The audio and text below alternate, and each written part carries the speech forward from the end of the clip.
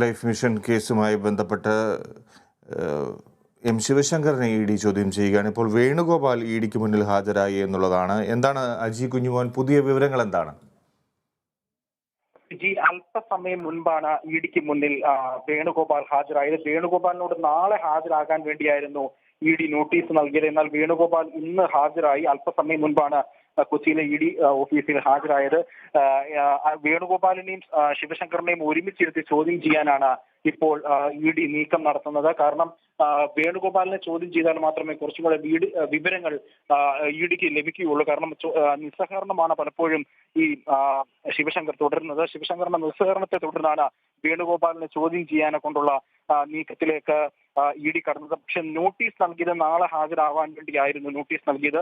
ഇന്ന് വേണുഗോപാൽ അല്പസമയം മുൻപ് ഇ ഡിക്ക് മുന്നിൽ ഹാജരാകുകയായിരുന്നു. ഈ ശിവശങ്കറിന്റെയും സ്വപ്നയുടെയും ലോക്കർ തുടങ്ങുവാൻ സഹായിച്ചത് ഈ വേണുഗോപാൽ ആയിരുന്നു.